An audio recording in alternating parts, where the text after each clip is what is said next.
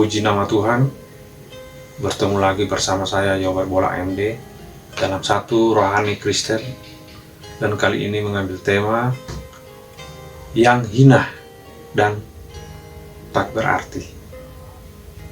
Nats bacaan kita ambil dari Efesus 3 ayat 8. Kepadaku yang paling hina di antara segala orang kudus telah dianugerahkan kasih karunia ini, untuk memberitakan kepada orang-orang bukan Yahudi kekayaan Kristus yang tak terduga itu.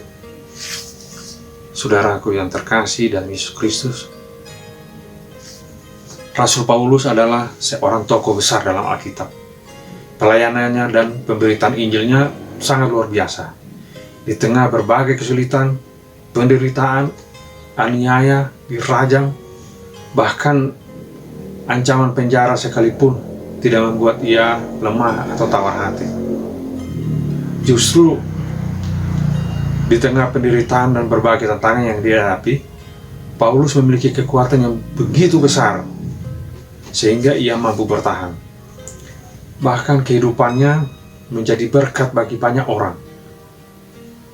Paulus memotivasi dan memberi nasihat kepada jemaat yang dilayaninya, seperti yang ia tunjukkan kepada jemaatnya yang di Efesus.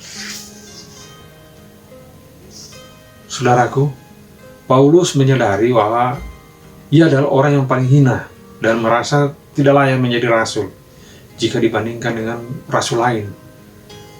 Seperti yang dia tulis dalam 1 Korintus 15 ayat 9, "Aku adalah orang yang paling hina dari semua rasul, bahkan tidak layak disebut rasul, sebab aku telah menganiaya jemaat Allah." Nah, di sini Paulus begitu menyadari track record dia, apa yang telah dilakukan sebelum dia ikut Tuhan.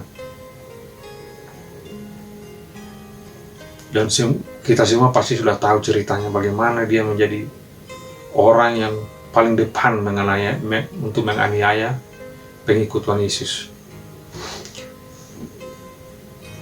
Namun saudaraku, ia tak rendah diri. Sebaliknya justru berbangga karena ia terpilih dan dipercaya untuk mengalami seluruh kekayaan Kristus yang tidak terselami manusia. Rasul Paulus bersyukur karena Tuhan berkenan memakai dirinya untuk menjalankan amanat aku. Seorang yang sangat kecil dan begitu hina, namun memperoleh kesempatan untuk menjadi orang pilihan Tuhan. Semua karena anugerah Tuhan semata, bukan karena ia pandai dan begitu hebat. Dan ini terlihat dari perubahan namanya. Nama sebelum mengikut Tuhan adalah Saulus, yang artinya yang besar dan kuat. Dan di kemudian hari ketika dia sudah bertobat, telah mengalami perjumpaan dengan Tuhan, dia merubah namanya menjadi Paulus, yang artinya si kecil dan lemah.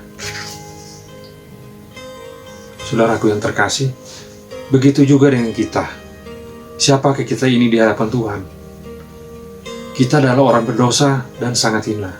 Namun oleh karena kasih-Nya kita diselamatkan, seperti yang tertulis dalam 1 Petrus 1 ayat 18 sampai dengan 19. Kamu telah ditebus dari cara hidupmu yang sia-sia yang kamu warisi dari nenek moyangmu.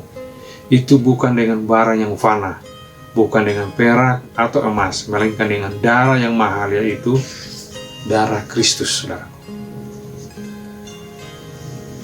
Saudaraku yang terkasih dalam Yesus Kristus, dalam 1 Korintus ayat 1-28 disebutkan, "Dan apa yang tidak terpandang dan yang hina bagi dunia untuk dipilih Allah, bahkan apa yang tidak berarti dipilih Allah untuk menyediakan apa yang berarti." Jadi saudaraku yang terkasih dalam Yesus Kristus, apapun masalah yang kita alami, apapun problem yang kita alami, tetaplah yakin. Walaupun kita dihina orang, disepelekan orang, begitu direndahkan orang, dikecilkan orang, yakin saja bahwa Tuhan Yesus Kristus telah memilih kita, memilih saya dan saudara untuk menjadi pengikutnya.